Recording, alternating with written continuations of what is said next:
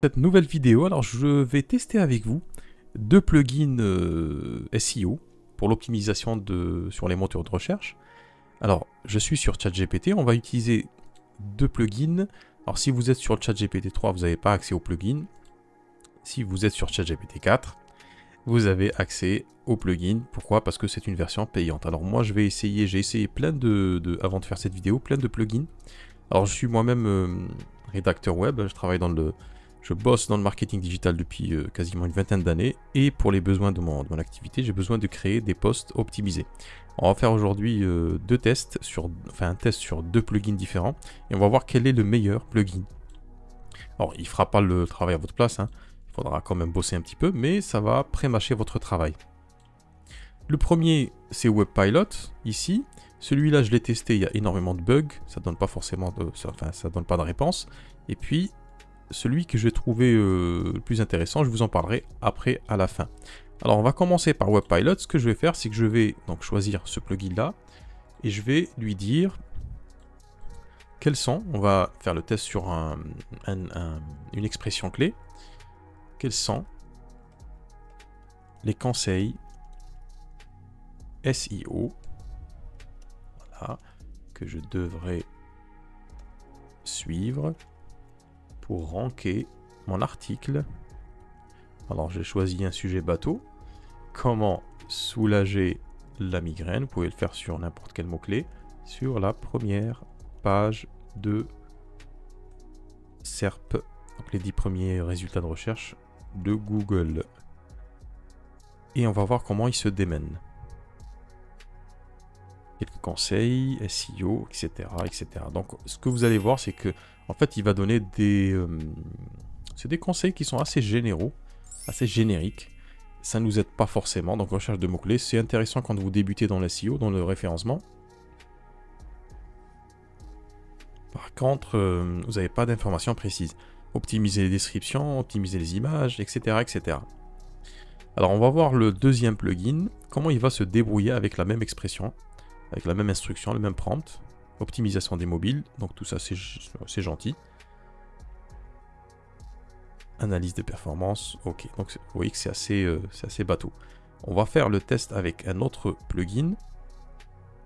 Alors il a terminé, pas encore. Ces conseils devraient vous aider à améliorer le classement. En fait il a tout dit, il a rien dit. Contenu de qualité bien sûr, qu'il ne faut pas faire de la merde, c'est sûr. Ok, on va aller ouvrir une nouvelle fenêtre. Et on va choisir non pas WebPilot, mais alors est-ce qu'il est, c'est pas SEO, celui-là je l'ai testé, pas terrible. Alors certains vous demandent de vous connecter à un compte. Celui qui a retenu mon attention, c'est celui-là, SEO.app. Donc il vous faudra, quand vous allez faire votre requête, il va vous demander de vous connecter de créer un compte chez eux.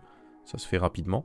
Moi j'ai déjà un compte chez eux. Je vais refaire le même prompt. Quels sont les conseils SEO que je devrais suivre pour ranker mon article? Comment soulager la migraine sur la première page SERP de Google. Et on va voir comment il va se débrouiller. Est-ce qu'il y a une différence notable avec l'autre plugin ou pas? Donc on va laisser faire son travail et je reviens vers vous. Alors on voit que la réponse est sensiblement différente. Mots-clés principaux et entités LSI. Je vous dirai dans une seconde ce que c'est que les entités LSI. Assurez-vous d'inclure le mot-clé principal comment soulager la migraine dans le premier paragraphe de votre article. Donc on voit que on voit que la recommandation est beaucoup plus précise et dans au moins un sous-titre. De plus, utilisez les entités LSI. Alors qu'est-ce que les entités LSI? Je vous montre un bout d'article fait par SMrush. Alors qu'est-ce qu'un mot-clé LSI? Le mot-clé LSI, Indexation sémantique latente, c'est toujours mieux en English, sont des mots qui sont liés à un mot-clé principal et qui sont considérés comme pertinents d'un point de vue sémantique. Si le mot-clé principal de votre page est carte de crédit, les mots-clés LSI seront par exemple argent, code de crédit, limite de crédit ou taux d'intérêt.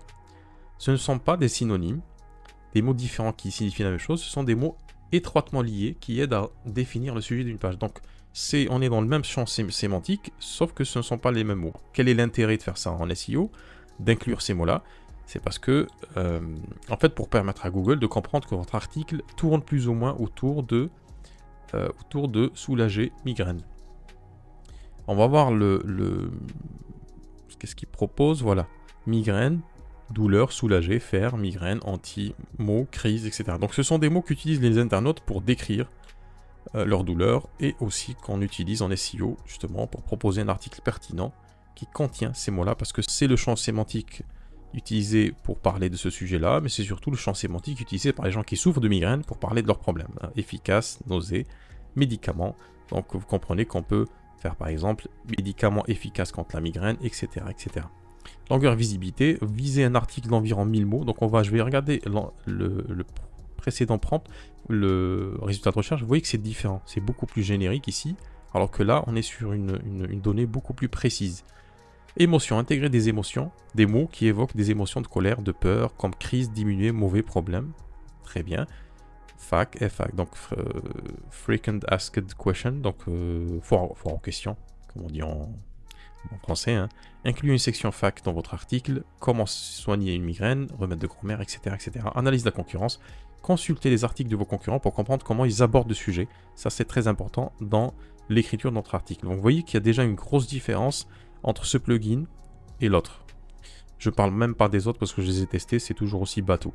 Alors ce qu'on va faire, on va pousser un peu le vice un peu plus loin et on va lui demander quelque chose d'autre. On va lui demander créer une liste de mots-clés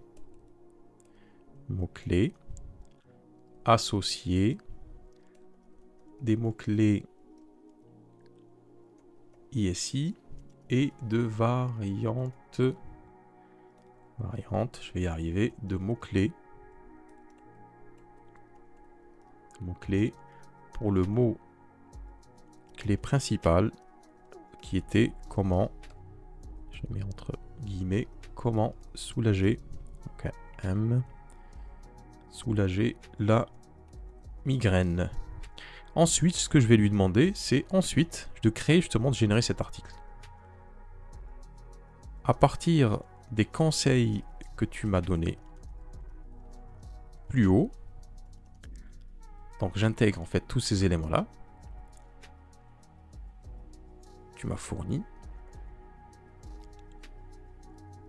crée un article d'un minimum de 1000 mots,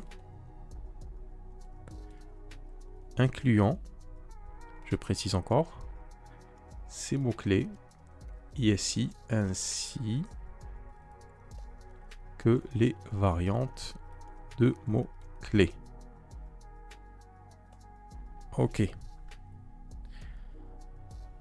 Donc on va commencer par les mots-clés. Donc on voit que c'est vraiment bluffant ce qu'on peut faire avec prévention de la migraine, cause, soulagement, remède, etc. Les mots-clés, donc LSI, donc comme on a dit, c'est des mots-clés en fait, indexation sémantique latente, c'est les mots-clés qui sont liés aux mots-clés principaux qui sont souvent utilisés dans les articles.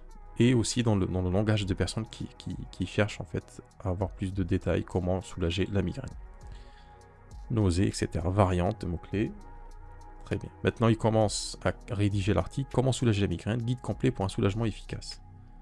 Donc il y a le mot soulager ici, il revient ici. Introduction, la migraine est une affection courante qui peut causer des douleurs. Alors on voit que si vous vous demandez comment soulager la migraine, donc il a respecté cette consigne-là qu'il a donnée. Assurez-vous d'inclure quand... Assurez-vous d'inclure le mot-clé principal, comment soulager la migraine, dans le premier paragraphe. Donc il a respecté cette consigne, c'est bien. Vous n'êtes pas seul. Dans cet article, nous allons explorer, comprendre la migraine, cause et déclencheur de la migraine. Donc on voit qu'il intègre ces mots-clés-là ici. Comment soulager une crise de migraine. Très bien. Voilà, il intègre tout. Médicaments, repos, etc. Prévention. Donc, on voit que ce plugin est beaucoup plus intéressant. SEO.app, mais bon, il vous faudra il vous faudra quand même avoir ChatGPT 4. D'ailleurs, si ça vous intéresse, je vous mets le lien en premier commentaire. Vous avez accès à ChatGPT, vous avez un mois gratuit si vous passez par mon lien affilié. Le tarif sera toujours le même. Et vous pouvez avoir un mois gratuit pour tester ChatGPT 4. C'est vraiment, la différence est assez substantielle hein, entre le 4, la 3.5, la version 3.5, parce que j'ai testé les deux. J'ai testé la 3.5 pendant quelques mois et la 4 est beaucoup plus pertinente au niveau des réponses. Donc on voit l'article est terminé. Conclusion, meta keyword.